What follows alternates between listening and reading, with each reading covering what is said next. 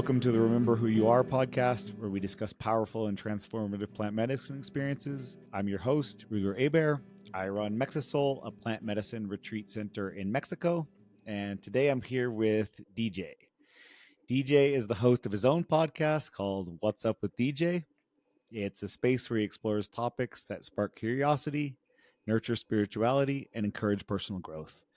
DJ has spent nearly 25 years working as a financial consultant and is also a Marine veteran. His journey of self-discovery has led to practices like meditation, journaling, plant medicine, each of those offering unique insights into healing and transformation.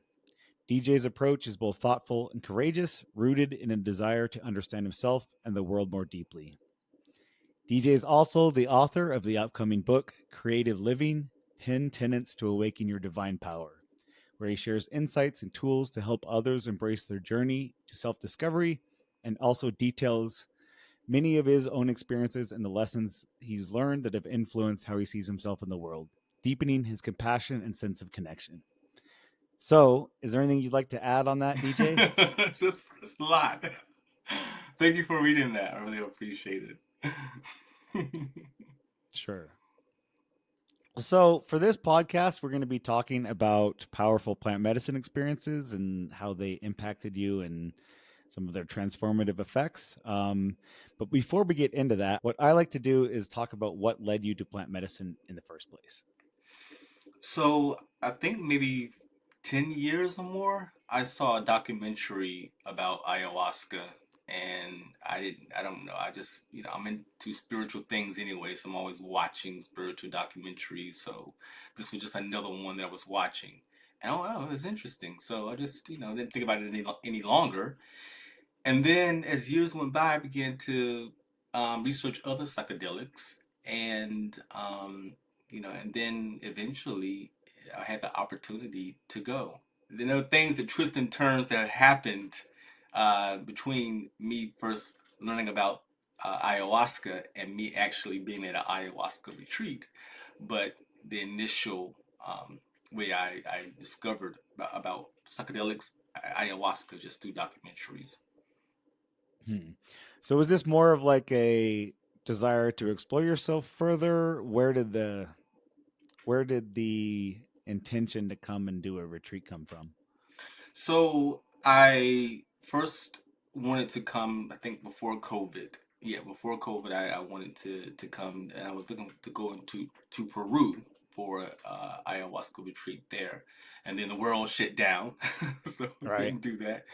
And then but initially I wanted to go. I wanted to come for to deal with just depression and which I didn't really know at the time. I didn't think about necessarily depression. I just felt like this would help me to go further in my spiritual practice, and it would allow me to sort of just see myself in the world differently. And so that was really the reason. But as COVID happened, I think I Right. began to get really clear that this could also help with other areas in my life as well. Do you want to expand on that a little bit? I mean, Mhm. COVID is also what led me to try plant medicine in the first place. I think I had reached a point where you're almost forced. I mean, for me, it was like a lockdown and there was a lot of isolation. So you're kind of forced to sit with your own feelings and Yeah. maybe get a better idea of what you're kind of experiencing and what you're kind of going through. Yeah, that can be very scary, right? To sit with your own thoughts for an extended Mm-hmm. amount of time for a couple of years. So things were pretty quiet, when COVID lockdown happened. So I did have a lot of time to, with myself, my own thoughts, and really, I became real clear that I really needed to start dealing with the depression, and even I began taking antidepressants, which did help um, with um, with it, but um, I understood that I didn't want to be on antidepressants forever. It wasn't like going to cure Right. anything. This is just a mask to help you as you get through the process of healing, I guess. So I knew that I needed to handle some things that were underneath all that, and so I knew that I thought maybe ayahuasca could help with that. Yeah. Um, let's see. Is there anything else you want to share as far as like kind of the perspective or outlook or kind of the before picture? Hmm. Uh, yeah, the before picture. So I had this one incident, and this is what I always say when people think that depression is just, they don't really understand depression. People think they do, but they don't. I Mm. was telling a friend of mine, you know, I guess we had a discussion about uh, depression or something, and she said to me, maybe it's just seasonal depression or Hmm. so like a mood swings. And I'm like, no, this is been going on for years, so I know it's just not seasonal depression because this happens regardless of what season you're in. And I was the person who would just work through it because actually I came to understand that there was depression pretty much over the course of my life, at different stages. I was handling it through diet and exercise. And during COVID, I wasn't doing much dieting and exercise. Right. So I remember trying to get to work and just working through it, just trying to get to work. And I got in the morning to go to work. It was pretty much black dark outside at that particular point. It was still morning. It was still dark. The sun hadn't rise yet. So I was and my how my house is. My neighbor's car right beside mine. So it's sort of like if you go to a parking lot, you have cars right beside each other. So I'm just trying to get to work. Pushing through. And usually when I'm in like one of those states, I'm very dizzy. It's a very dizzy experience. I don't know why, but Dizzy, it is. Yeah, just like just disoriented, mm-hmm. almost like Disorient. vertigo, almost.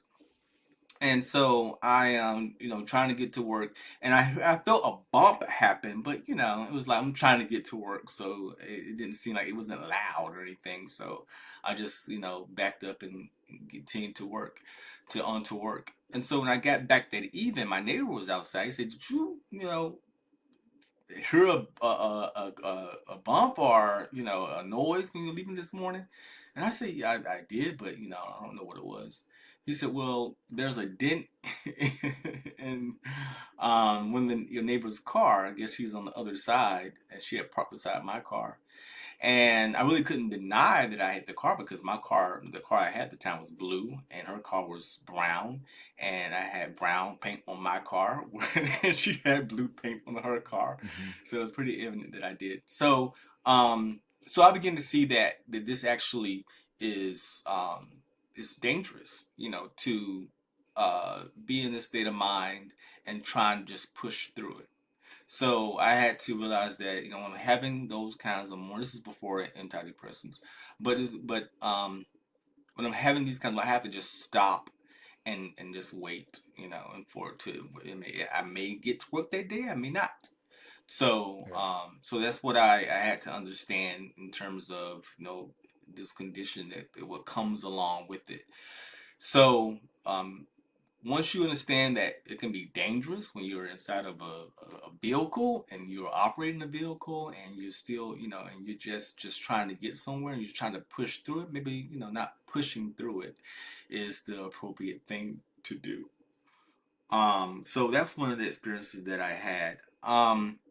I started talking more just through the ayahuasca process because we'll get to this as we Mm-hmm. move through the interview, talking about what I've learned in terms of ayahuasca. Because the truth is that before ayahuasca, I, my intentions, we set intentions to come when we come to the retreat, but the intentions that I set had nothing pretty much to do with what what opened up through Right. the process. So it's my my how I would discuss my issues before ayahuasca and after, it would be totally different. So before ayahuasca, it was just about, like I said, self discovery, self actualization is something Hmm. that I strive for, and then after that, it was like, oh, we got some real issues that we need to really look at and unpack. So once we get to that in the conversation, we'll talk. I can talk more about um, what I would kind of opened up for me and allowed me to see things differently through the ayahuasca experience. Looking forward to that part. So I have a question then just on how you view depression, because what I think is common is sometimes people have this concept of depression as just feeling sad, but for me, um and this stood out to me when you were just telling your story, is it's also just this feeling of like no feeling, like nothingness feeling. Mhm, And when you say you were kind of so caught up um in what was going on that you didn't even realize that you had hit a person's car, is like I can definitely relate to that, as far as just this almost so much being focused on internally in your head, disconnected from everything else and disconnected from feeling. mhm, mhm. Yeah, I Is can that definitely speak to that. I think I was just so focused on, I was used to pushing through because hmm, depression, I called it something else, before. Maybe I was just having a yeah. bad day, mood swings or whatever, and just pushing through to get to wherever I needed to get to or get done whatever I did, just through brute force getting things done. And uh, and of course there's a numbness there. Of course you're numb. You're not focused at all. And I could there are times where I couldn't even remember how I got from point A to point B. You know, Hmm. I remember leaving work one day and the last person supposed to lock up the floor. And I looked up and I was, the last bus from DC to my town was about to leave. I had like 10 minutes to get all the way down, which was a 10-minute walk to get down to the bus stop for the last bus going down south. And so I'm literally running to get to the bus. And then, of course, I made it. And the next day, they said, "Who were you the last person to leave the office?" And I went, "Yeah, I was." They said, "Did you lock up or anything or sign out?" Uh, I do not remember. That's what my Hmm. answer was. I don't. I was honest about it. I said I don't remember how I got home. I just remember looking up at the clock and trying to get to the bus. I caught the bus, and I don't even remember even getting home, getting in the bed, getting dressed. None of that. Getting undressed to get in the bed. I don't remember any of it. It totally was gone from my mind. And I said, "This is a problem." So when that began, and the reason why is because I think I was working like 10, 12-hour days. And it was just, and I had so much pressure on me to get things done. I was putting pressure on myself, really. And so I began to see that this is not gonna work if I Right. continue this. I'm not gonna have a job because then the same thing happened the very next day, you know. And so I began to see that this wasn't like a something that was isolated incident. There was something that was wrong. And so those were the things that began to happen that made me kind of it got my attention. So your body's almost giving you signs into needing to do something, and that's when you decided to take the decision to go to a retreat. Yeah, it went from that's a nice idea to you need to do this now, like Uh-huh. alert, So it became real clear that I didn't see ayahuasca as like it's gonna fix me, but I see, Hmm. let me try this and see what the experience is. The other things to do, and there's therapy and there's I don't know at the time I had started. I don't think I started antidepressants at that time. So it was just like, okay, these are some options here on the table. and this is one of the options that was on the table. So that's how I pretty much looked at um, the ayahuasca. I didn't see it as this is going to fix me or it's going to cure me or anything like that. Right. Okay, well, let's transition to like the next part where we talk about some of the experiences and what that was like, and where we can talk a little as much about that as you want. That's my favorite part. Yeah. So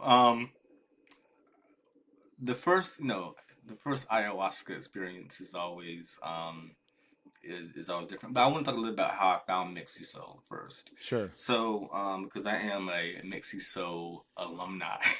for sure. Yeah, I've been there, what, 6 times now, I think.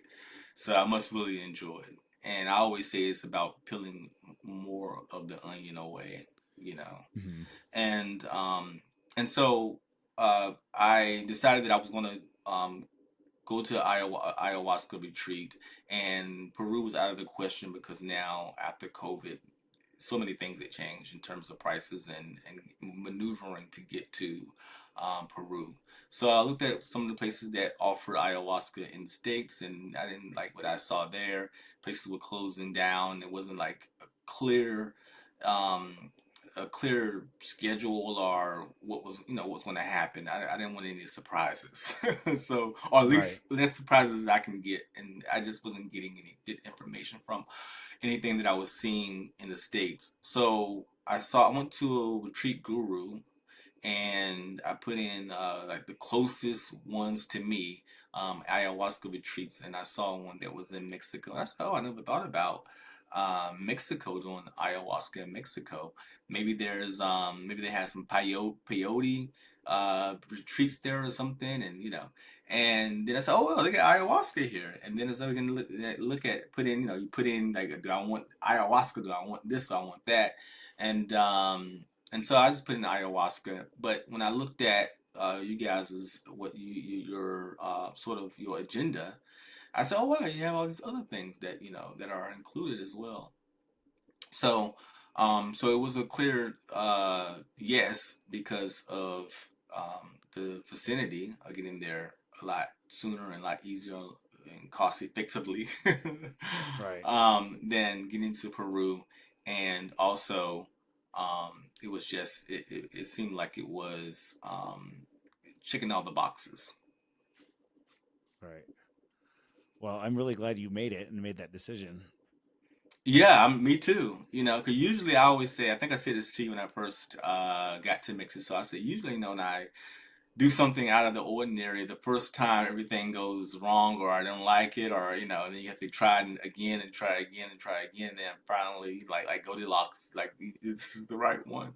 But this is like the first time. This is like the first time it was perfect. I said, okay, I don't have to do it. This is where I should be. so, so I was extremely happy, and that's pretty much where I've had all my ayahuasca experiences at Mexisoul, at the Finca in Mexico.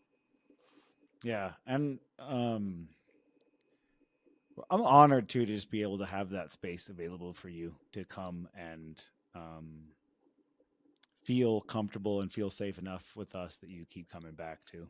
Mm, yeah, yeah, yeah. I appreciate you guys being there, and also, to continually to get others to come to Mixie. So, 'cause I'm always praising it to friends that the environment's a great environment. I'm not into roughing it, and Hmm. I'm not saying I won't go to Peru, but there's not like I was in the Marine Corps, as you stated earlier, and I've done my roughing it days. Right. So Mexico definitely is like more of a result and a result. I'm saying this right. Resort. Resort environment. And so, so not only are you getting ayahuasca, but you're also getting, massages, and you're getting great food and great music and great environment. Horses are there. They're, just amazing. A great team. So you're not just getting a great experience in terms of the plant medicine, you're also getting a great experience in just the environment itself.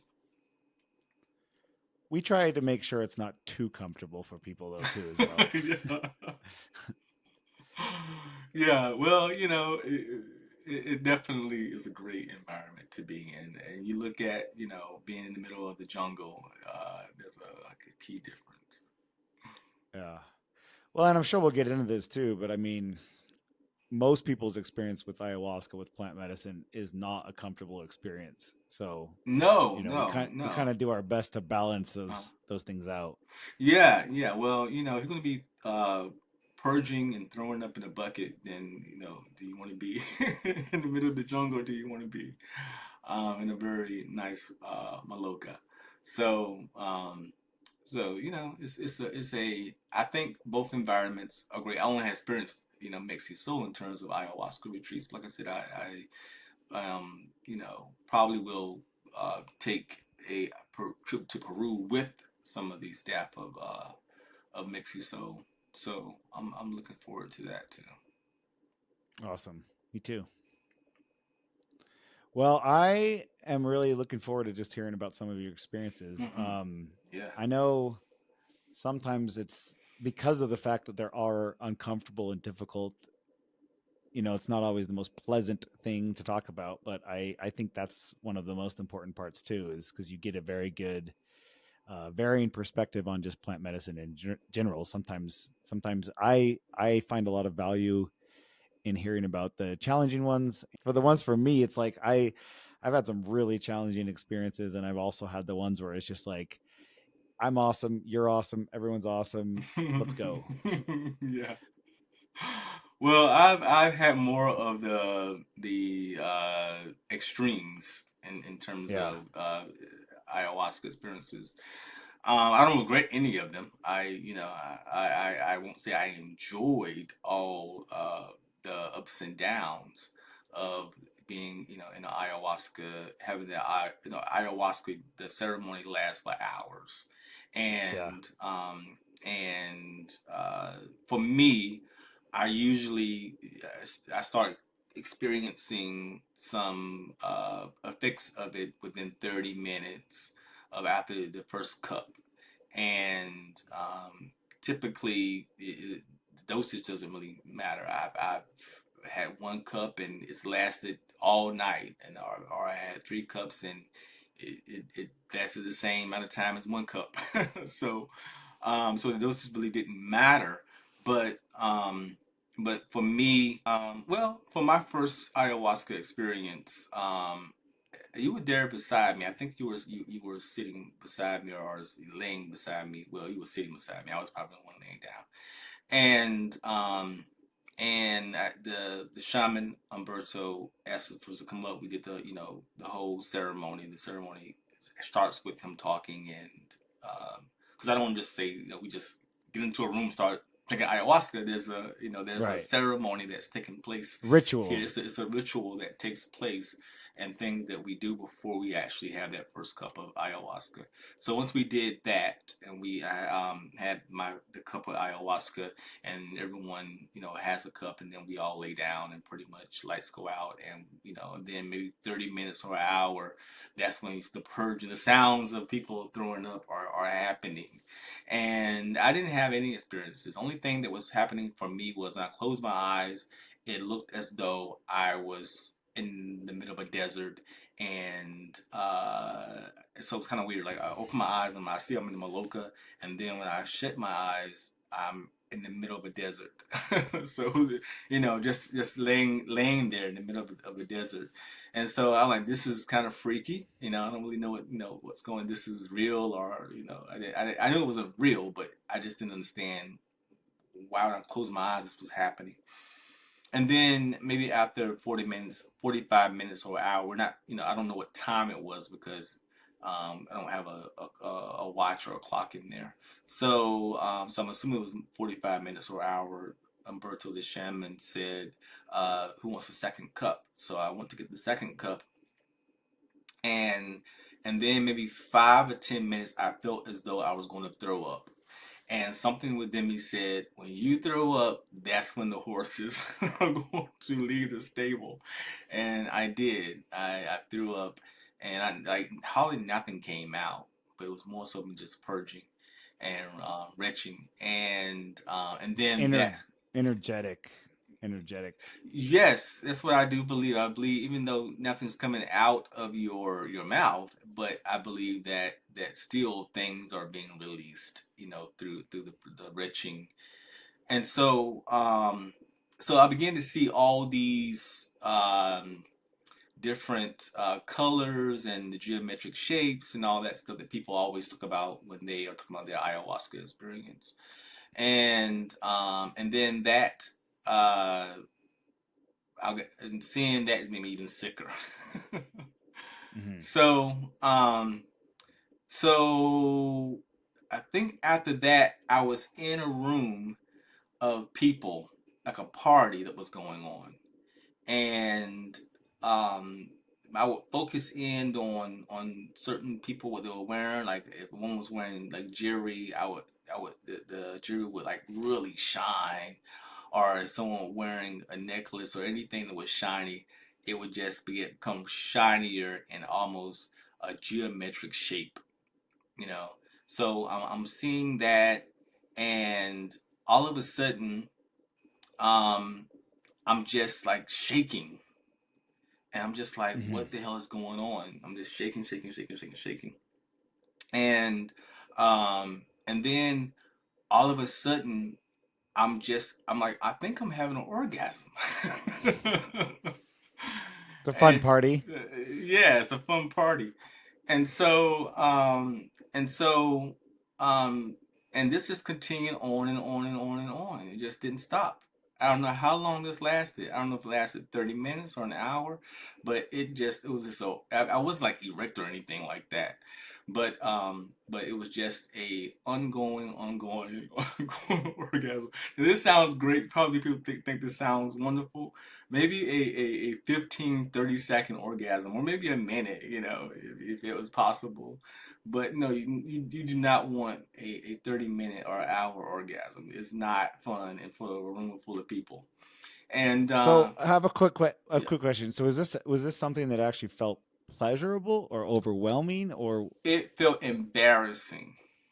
okay? Yeah, it felt embarrassing because I had absolutely no control over my body. It just felt like, nobody wants to have an orgasm like in the middle of a group of people, unless I guess something's going Well, on. yeah. So no, it was very embarrassing, and and so that finally subsided after like finally I had no control over my body, and then all of a sudden I just started like whimpering, you know. Hmm. It's a better word for that, but there's only the word I can think of now. Um, And so, yeah, sobbing is probably the better word. Okay. And I'm like, okay, well, then what's going on now?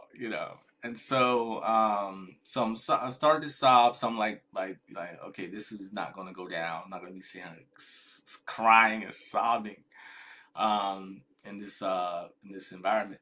So the more I tried to um, hold that back, the worse it got. It was almost uncontrollable, and I was literally sobbing and crying and could not stop. No matter if I tried, it just got worse. And I'm just trying to trying to not control myself, but to get some kind of composure. Right. And I could not. I just could not get any kind of composure whatsoever. I'm literally in the person's on the right of me, their space, and I'm apologizing to him because I can't get off his mat. So I literally don't have any control of myself and through this. So eventually I just, gave in and just started lying in there. I mean, just spread eagle, sobbing. And I think after that I passed out. And then when I woke up, I don't know how much time had passed, but it's like it had been an hour or so. And then it was just more sobbing.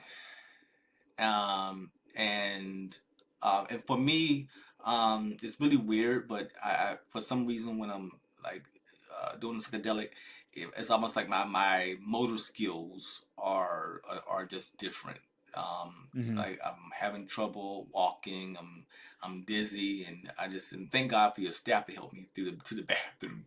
But it's like guaranteed that during some point during the experience, I'm going to have some difficulty walking, and then all of a sudden it'll just lift off, it'll just stop, and then I feel light as a feather, where I'm just, and I do a lot of dancing, as you know, Right. during the process.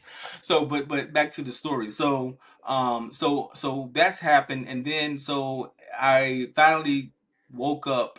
I think it maybe was maybe 5 or 6 in the morning when I finally woke up when I was still in the Maloka on the mat. I'm like, everybody's gone. I think I was like maybe the last person in there. I think maybe it was one more person that was still in their sleep. And um, if I didn't know, I mean, did my research, so I knew that the first experience was typically going to be rough. That's what people always say when I was looking at testimonials and people who have talked about their ayahuasca experiences. That everyone says that the first time it's pretty, you have this really um, uh, over the top experience, and I did. And I was, and if I didn't know, I would have. And I want to go. Basically, I'm saying I wanted to go home. I was going to say to you, Hmm. this was not what I expected. I'm totally embarrassed. I am. I want to just go home. And but I just knew. I knew the expectation was that it was going to be the first one was going to be rough, not that rough, nor like that at all, but because I knew that, um, I didn't ask to go home, but I did feel like I wanted to. Did you get more insight or clarity as to kind of what this experience was related to? Well, I had no context. I was, I didn't go. I didn't start talking about this with anybody like the next day when it was like Mm. the next day when we all get together and have breakfast. I was just like, it was weird, it was crazy. I didn't like it, Yeah. and so that's pretty much all that I could say at the time. I said the sobbing because it was obvious, but in the context about what this was about was no. The message that I got was, I'm gonna show, like Mama Ayahuasca was saying to me, I'm gonna show you what I can do. Mm. Okay. I'm gonna show you like how what I can do, and that's pretty much what it was. It was a light show. Yeah. It was like, I'm gonna show you like how powerful I can be, and it was insane. Yeah. So I don't feel like it had a message to me. It was like, this is the opening. This is the introduction to Yeah. psychedelics, to Mama Ayahuasca. Yeah. So you have the retreat, you have that happen, and the next morning you're kind of with the other people. Um, well, let's continue on. Like how, what was the impetus for like you continuing this journey? And then I'm also interested in hearing what happened. Yeah, so we have several, ceremonies during this retreat. So, and and there was nothing that the other ceremonies we had during that retreat was nothing like the very first one. It was nowhere intense as the first one. Hmm. But there was, but all the different ceremonies, it was pretty much more the same in terms of just some sobbing, purging, and that was, and that was pretty much it. Still no context about what was going on or anything like that. So I didn't leave the that first retreat feeling like nothing, of course something happened. Okay, this is real, think this is not a joke. So Hmm. that was obvious. I got that message real clear, and but I didn't feel like I had anything was cleared up, or I was cured, or anything like that. I did feel happier and lighter, and I felt as though that would continue. I felt like, Hmm. okay, that whatever that was, I'm off. I'm fine now. So when I went back home, I didn't start on any antidepressants because I was cured now. I was like, oh yeah, I'm cured. I don't need them anymore. Right. So I was doing some microdosing. Just when you do microdosing with ayahuasca, you guys offer this, and it's just a little like a droplet that you take before going to sleep. And I had some really great dreams doing that. Um, but the effects of the joy and the high of it all, of the experience, as the weeks went by when I got home, they began to wear off, and I began to Hmm. feel like, okay, this, I'm going to have to go back on the antidepressants, and I did.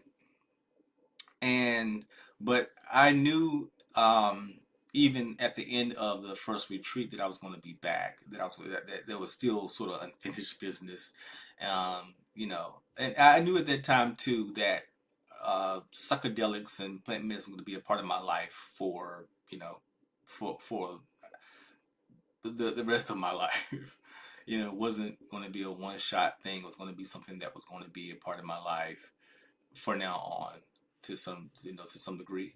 So I went back to you guys a few months later, because of unfinished business, and this retreat offered a little bit more context about what was going on, and uh, what the message that I got from that second retreat was that more answers are to come, and um, that a lot of things are being handled subliminally or on a subconscious level.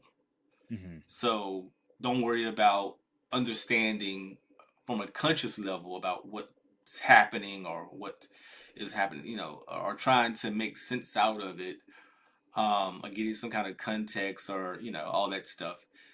It was like Mother Ayahuasca telling me that more answers are to come. Don't worry about any of that right now.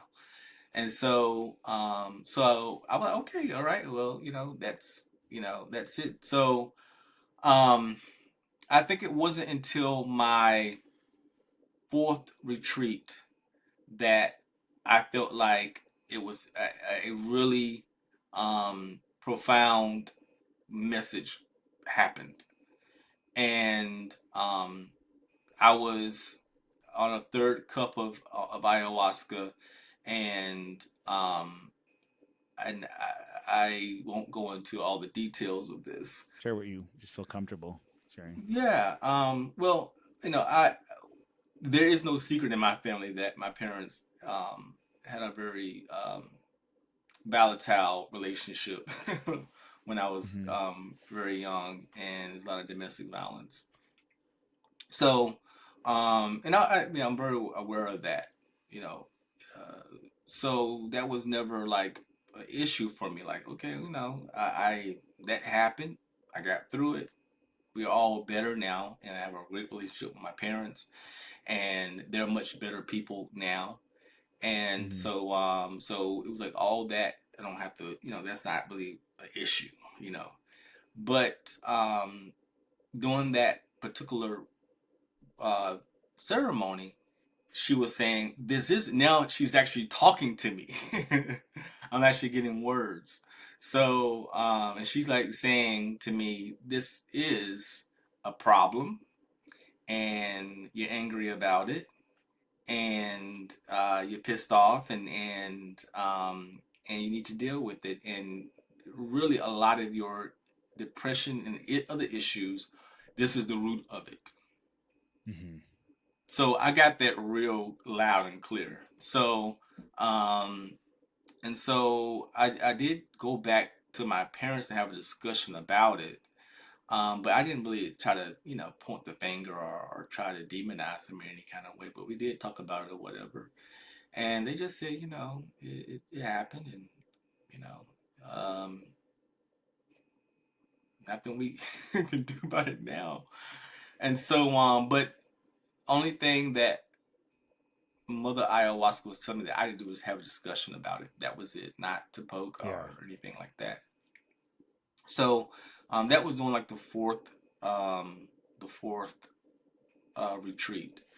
And then the message that I got was there's still more answers to come. So like, okay, I gotta keep coming back. So on the last retreat, which I did have two that were back to back, the psilocybin and the ayahuasca. Um, and the psilocybin um, retreat was really not what I expected at all. I like, okay, I'll go to this psilocybin because I really wanted to I really want to try the psilocybin in a ceremonial setting. I've never tried any of these Mm-hmm. in a recreational setting. I've never done any psychedelics before. I've been to Mexisoul, and I prefer to continue that. I don't like feel that it's needed for me to do that recreationally. Doing it's a completely different experience to do it recreational or in a ceremonial setting. It is. I'm told it's very. I'm told this is much more powerful in a ceremonial setting. And Mm-hmm. like I said, I've never done it outside of ceremonial setting, but I definitely believe that's true. And I talked to people who've done it, who have come to other participants who've come to the retreat, talked about them doing it recreationally with friends and the problems that come with that. So, and I feel sorry for people. I mean, you need to definitely to support somebody to support you through that, who know how to support you through that. So it's I think, very sad for someone to do that recreationally or do it alone, especially alone. Yeah, I signed up for the psilocybin retreat, and I signed up for the ayahuasca retreat because they were back to back, and I knew that I wouldn't be able to do one after the other with them back to back. So Mm-hmm. I came for them both, and I thought, well, I do a little psilocybin. This is gonna be easy, and and get me sort of geared up for the ayahuasca ceremony that was following the ayahuasca retreat. And no, it was intense. I remember saying to Liberty, who's the integration coach, I said, "You guys lied to me." She said, "What?" I said, "You lied to me." And I don't know why I'm saying all this at the time. At the time, it makes perfect sense, but. Right. So I'm saying, "You lied to me." And she said, "Well," I said, "You said it's going to be easy. This is going to be light. This is not easy. No, this is really, really hard." And so, and it was hard. It was probably one of the hardest ceremonies that I had been through. It was the most profound one that I had been through. And I mean by saying, when I say hard, I mean the most profound. Where I had to do the most work, Right. and it wasn't a lot of like purging, but it was like uh, trying to feel comfortable in my body. Is always what I'm trying to do, and trying to get to a place where I feel comfortable and not feel like I'm sick or I feel as anxious or anything like that. And like if you yell, you will feel better. That's what I was getting, and I'm like, okay, this doesn't sound like Mama Ayahuasca. I don't know. If you yell, you'll feel better. Is that Yeah, if you what yell, you you're said? going to feel better, you know. And so I'm like, that sounds crazy. I'm not doing any kind of yelling. That's annoying, I'm Mm-hmm. not going to do that. Um, and but I just felt so freaking angry. I mean, I just felt like I was out kicking chairs and kicking the table. I just felt so intensely angry, and I didn't understand why. But it was like, allow yourself to be angry. Just allow yourself to be angry. And so I did. I walked around while my fist clenched. I think I was scaring the hell out of some of the participants. And Well, but we do a good job of having contained anger and Yeah, you do. You guys do. You guys are so supportive through all of that. And Jason, who's one of the gentlemen that are stuff. there, some of the staff members who is there, was definitely very supportive. And he was like, just yell." And so I just began yelling, and the more I yelled, the better I felt. And so I don't know what other people was hearing, but I just remember yelling, yelling. I mean, the top of my lungs, I'm yelling, and then after that, I felt so much more relief. And then, and then after that, I would get more context about what I was yelling about, and what I began to understand was that I was angry and very disappointed in sort of all the things that were going on at the time. It was just my I don't want to go into all of it, but my parents were very sick for a couple of years, and thank God they're stable now. But that really took a toll on me, and I'm in a place where I am sort of transitioning in other areas of my life as well. And so all this was sort of happening all at one time. And it was like something was saying, you're angry about all this happening at one time. And I'm like, shit, I am angry about all of it happening at one time. And like, I can deal with one. I'm saying to Jason, I can deal with like one or two things, but damn, five or six things all at one time, this is too much. So it's the first time that I acknowledged that, you know. Mm. And so what I discovered through the process of being to having plant medicine a part of my life is that I had a lot of suppressed emotions that I really have not dealt with, and through the medicine, I was actually dealing with them. So the crying and the being angry, I'm not the orgasm, but all this was like repressed emotions that I hadn't dealt with, and it was showing me that a lot of all these emotions are derived from a lot of watching domestic violence and not having the best childhood and not being in the best situations. So, and then I think it's common sense that it's going to have an impact on you as an adult. But I really felt like all this stuff has been resolved. That's not really the issue that I'm dealing with. And it was showing me that this is the issue that you're dealing with, and that this is sort of the core that you're going to have to sort of look at to resolve. And so I Mm. was really clear about that. I remember asking one of the staff members. I said, ayahuasca is mama ayahuasca. We said a feminine energy. I'm like, the what is the for the psilocybin, and someone was saying it's like they describe them as a group of kids, you know. And I said they're like a gang of kids. They kicked my butt, and and we did two um psilocybin ceremonies along with a centauri ceremony.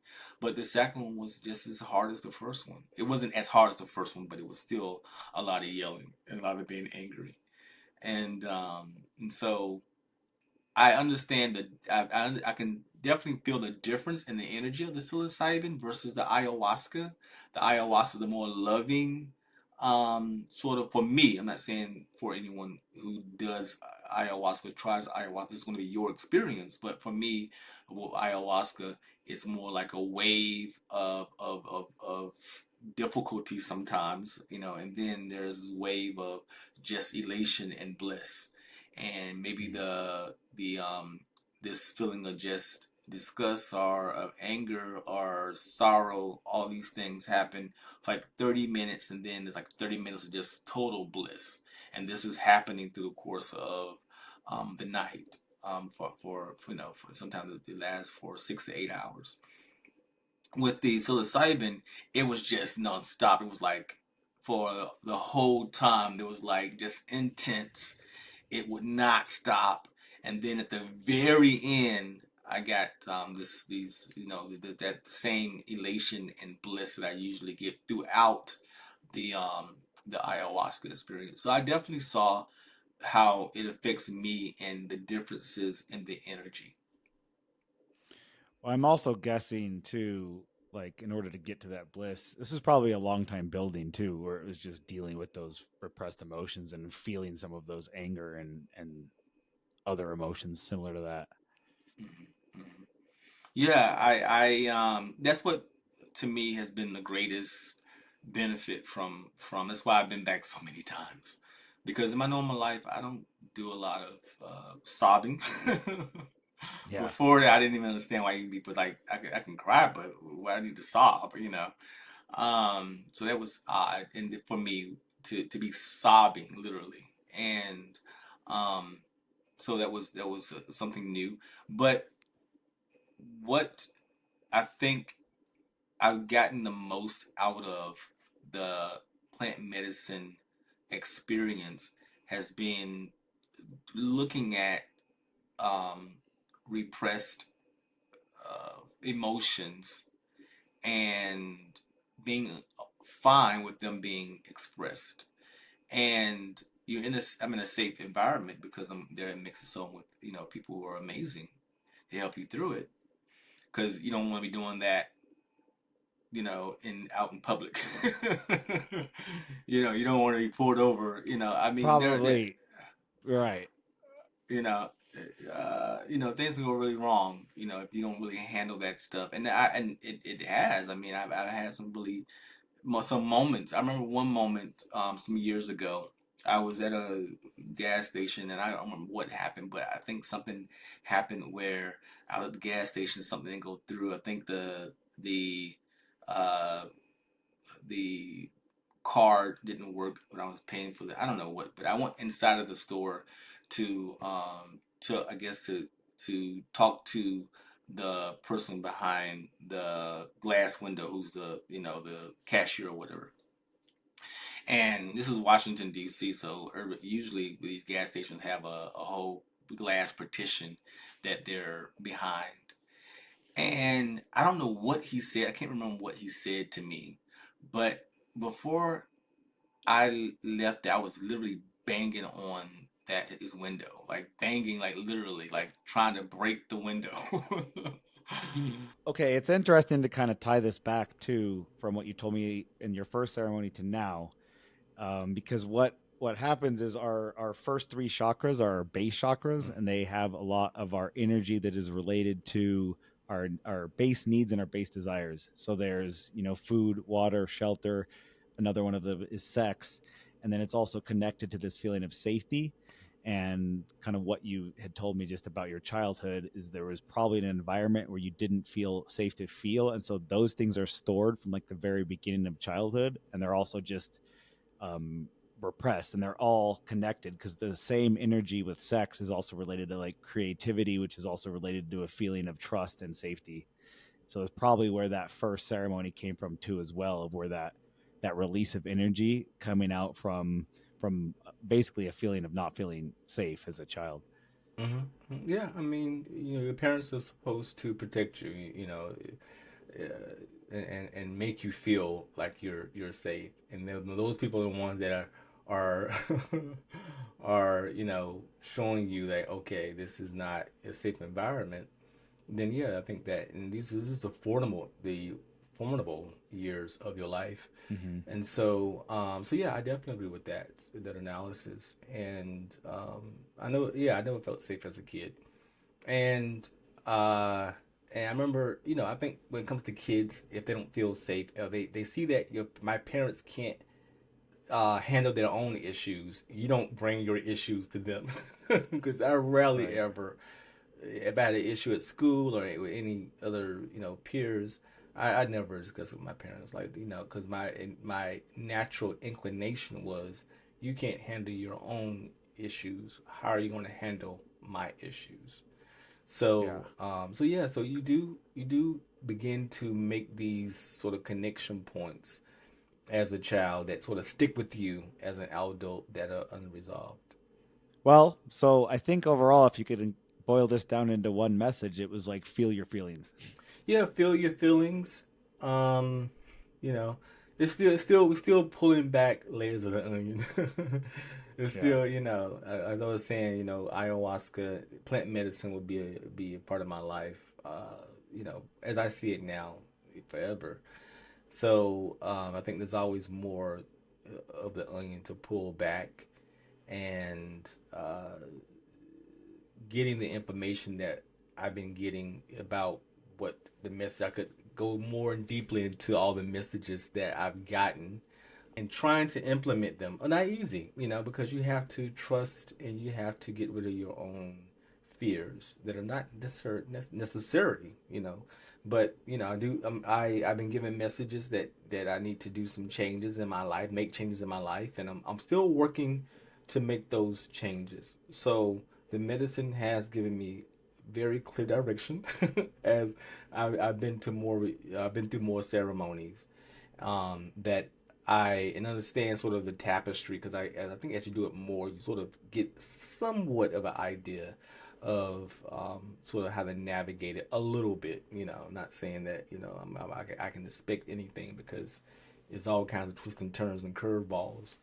But I do feel like I've gotten pretty clear information about some of the things that I uh, needed to know, that you would have said that to me, doing before the first Iowa, even the second or third, like, what are you talking about? None of these things are connected.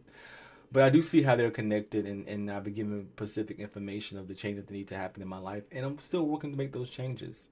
So, it's definitely how fast you move through, whatever catharsis or whatever changes or transitions that need to happen. You have to become a better human being. Because I think that's the purpose of plant medicine. You have to, put them into action. Is there anything else you could say that is just noticeably different as far as like a perspective or an outlook, or even maybe the way that you have an understanding of kind of like the dynamics with your parents that has developed since plant medicine? Yeah, one of the things that I got is go easy on myself.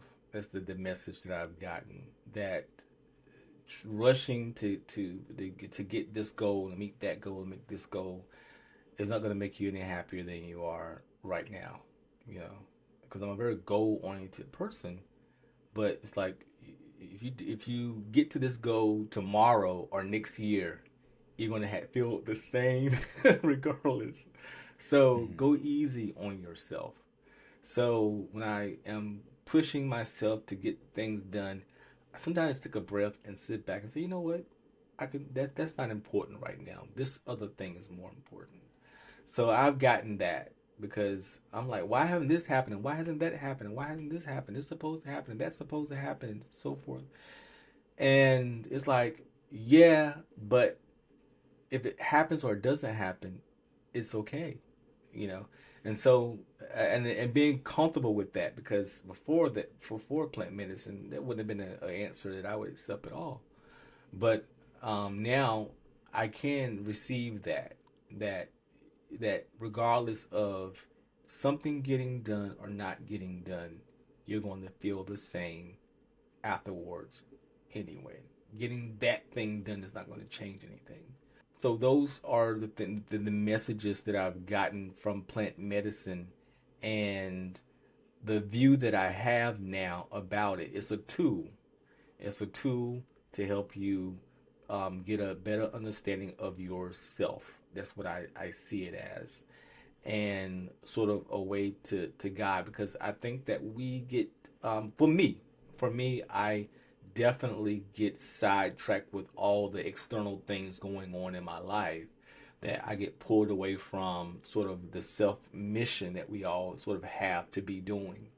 Yeah, we have to make money and pay bills and so forth, but that is not the core of who we are or what we should be doing. And so it sort of pulled me back into the focus of, this is the real agenda for me that I have to be, um, for lack of a better word, engaged in or dedicated to. So that's what the medicine has done for me. And, A sense of purpose.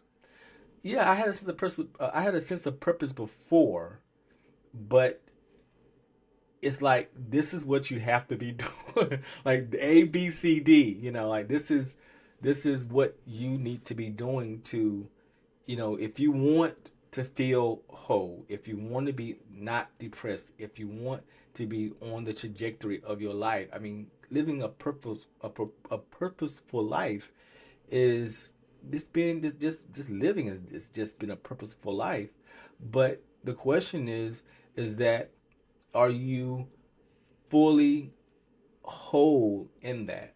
Are you fully allowing yourself to be who you are in this role and in this life. And if it's not, then it's not who you are. It's not a part of you. And why are you holding on to it? So that's what the battle is for me, is holding on to things that doesn't serve me, holding on to things that, like, oh, I worked so hard for this, I can't let it go. How I'm going to make how I'm going to make money. I like living a certain lifestyle, a certain style of living. And so,